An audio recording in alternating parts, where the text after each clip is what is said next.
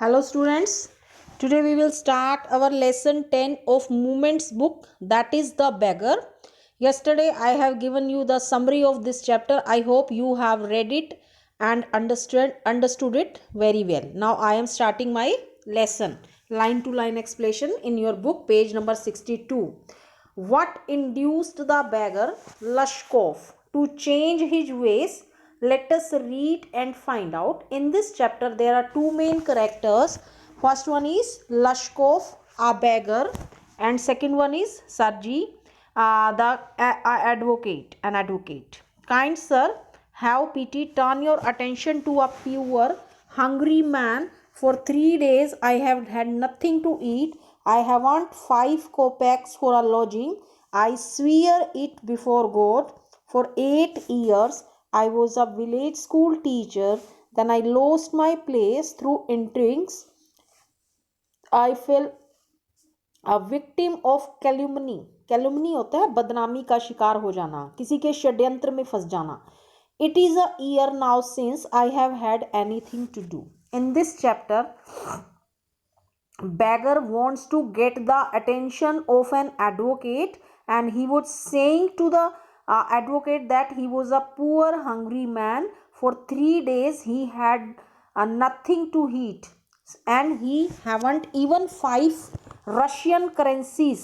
Kopecks होता है Russian coins, कि he didn't have even 5 kopecks for living, and he was swearing क्या होता है कसम खाना before God. And he was telling about his life that from last 8 years, from the he was a school teacher, and then he lost his job due to some problem, and he became a victim of some bad persons.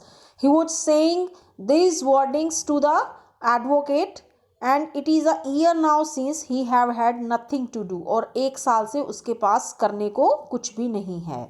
The advocate Sarji looked at the ragged क्या होते हैं जो फटे पुराने कपड़े, fawn colored, fawn क्या होता है, fawn हिरन का बच्चा जो होता है उसको fawn बोलते हैं. तो fawn colored overcoat of a suppliant, at his dull drunken eyes, at the red spot on either cheek, and it seemed to him as if he had seen this man somewhere before.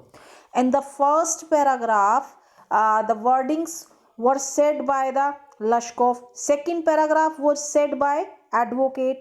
Then advocate looked at the beggar. The beggar wore ragged clothes and fawn colored overcoat of the suppliant, at his dull drunken eyes, and his eyes, whose eyes? The beggar's eyes were dull and drunken, means जैसे एक शराबी की आंखें होती हैं उस प्रकार से लग रही हैं. At the red spot on either cheek, और उसकी एक चीक पर, एक गाल पर रेड कलर का स्पॉट है. It seemed to him as if he had seen this man somewhere before. One advocate saw the beggar. He was feeling that he had already seen this beggar somewhere before this period. I have now had an offer of a position in the province of Kalunga. The mendicant went on. Mendicant मतलब keeper was continuing his talking, but I haven't the money to get there. Help me kindly. I am ashamed to ask, but I am obliged to by circumstances. I have now had an offer of a position in province. Province होता है state. Kalunga state के अंदर अब उसको एक offer है position. And the mender, the beggar, यहाँ पर मेंडिकेट कौन है? Beggar was continuing by saying his wording to the advocate, he hasn't money to get there, कि उसको एक ऑफर आया है कलुंगा प्रोविंस से, बट वहाँ जाने के लिए उसके पास क्या नहीं है? पैसे नहीं है. तो इसलिए वो एडवोकेट से हेल्प के लिए हेल्प मांग रहा है. I am ashamed to ask, कि मुझे मांगते हुए शर्म आ रही है. But I am obliged to by circumstances, but मैं क्या कहता है कि मैं परिस्थितियों का, सिचुएशंस के अकॉर्डिंग हेल्पलेस हूँ. मुझे कुछ पैसे वहाँ जाने के लिए आपसे मांगने पड़ रहे हैं.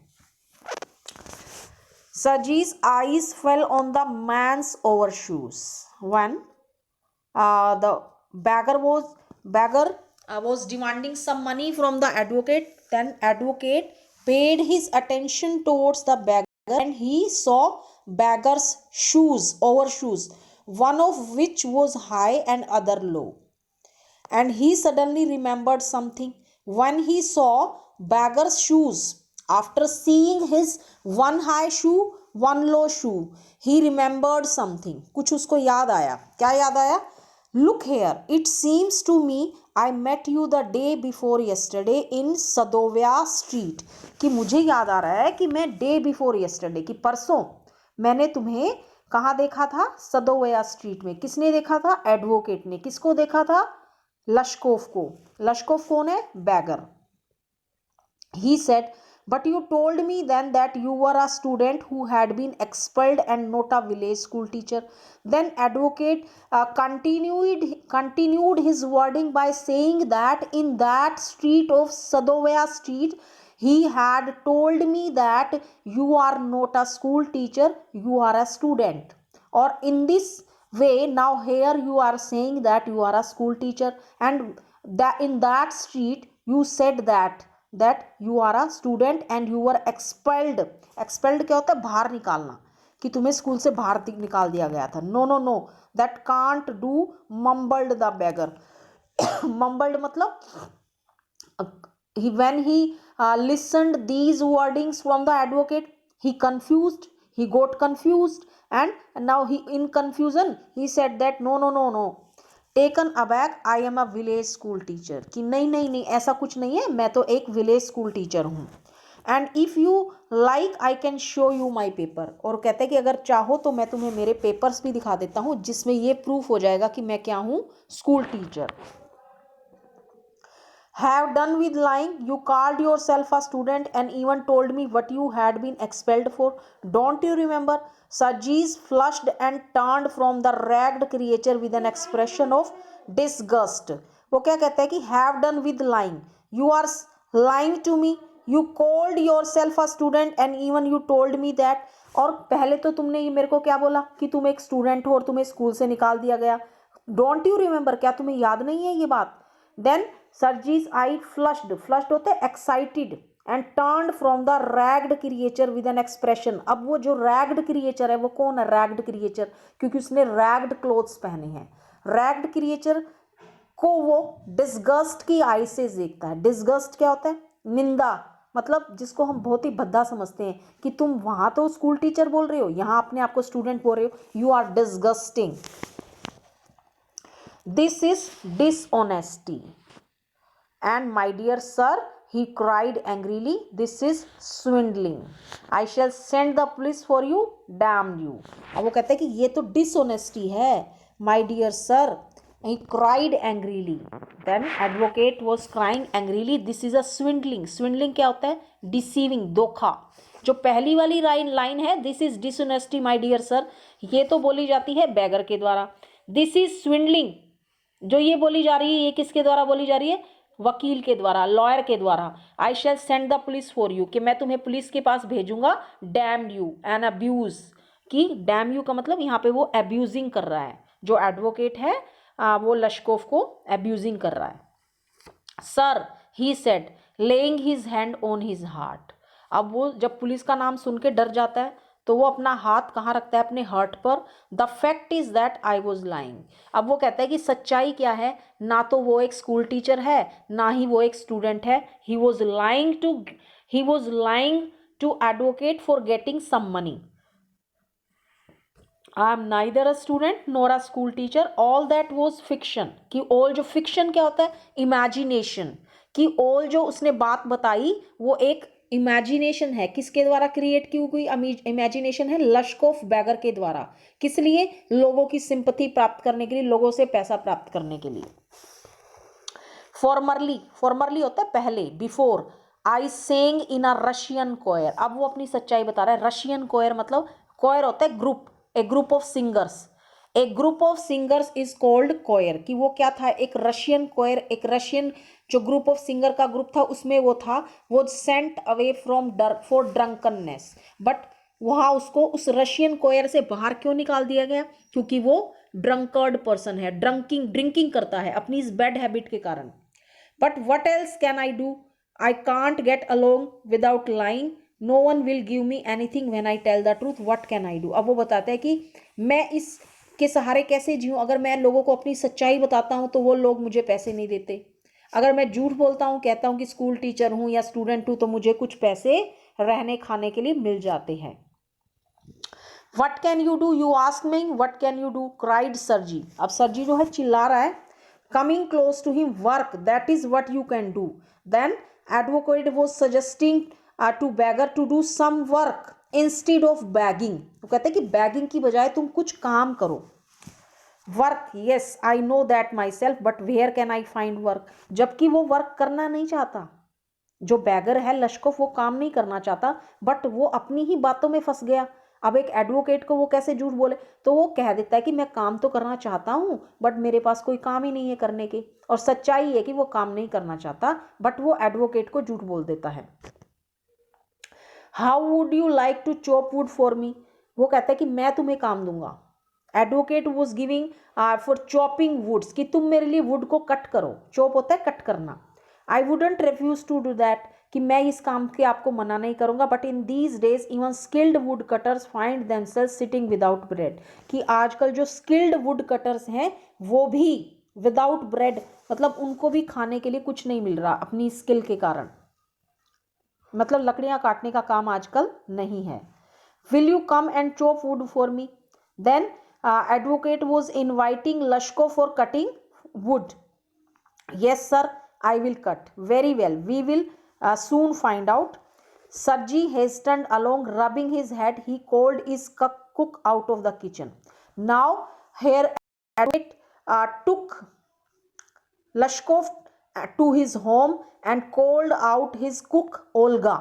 अपनी कुक ओल्गा को बुलाते हैं एडवोकेट, और take this gentleman into the wood shed and let him chop wood, कि इसको वुड शेड पर ले जाओ और इसको लकड़ियां काटने के लिए दे दो।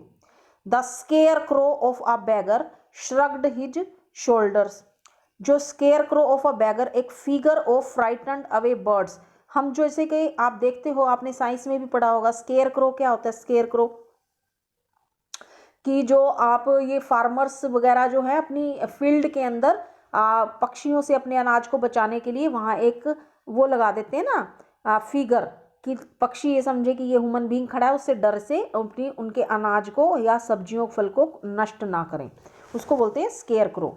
Of a beggar shrugged his shoulders as if in perplexity, मतलब वो किस प्रकार से लग रहा है? वो एक स्केयर क्रो के रूप में लग रहा है, बहुत ही वीक है और शक्ल से ही लग रहा है कि ये बहुत बीमार है। अब वो जो होता है ना बैगर, वो अपने शोल्डर्स को श्रग्ड कर लेता है, pull back if in perplexity. Perplexity क्या होता है? कंफ्यूज्ड वे में, कंफ्यूजन में। And went irresolutely after the cook. Irresolute का मतलब होता है ना चाहते हुए भी वो कुक के पीछे गया। इरेजोल्यूटली का मतलब होता है कि ना चाहते हुए भी वो काम नहीं करना चाहता एक्चुअल में अगर वो काम करना चाहता तो उसको काम की कमी नहीं थी, बट वो काम ही नहीं करना चाहता। फिर भी वो लॉयर को, एडवोकेट को पुलिस के डर से मना नहीं कर पाया, इसलिए वो उसके घर पर लकड़ियां काटने के लिए आ जाता है और ना चाहते हुए भी उस ओल्गा कुक के पीछे चला जाता है। It was obvious from his gait. Gait होता है जैसे कि हम किसी की चलने के ढंग से पहचान लेते हैं कि वो कैसे, चाल ढाल कहते हैं ना, चाल ढाल से पहचान जाना, तो गेट का मतलब होता है walk. From his walk that he had not consented to go and chop wood because he was hungry and wanted work, but simply from pride and shame and because he had been trapped by his own words, कि वो अपने ही शब्दों के जाल में फंस गया। वो काम नहीं करना चाहता, बट वो ना चाहते हुए भी वहाँ पर लकड़ियाँ काटने के लिए आ गया, क्योंकि वह भूखा है और वो काम चाहता है।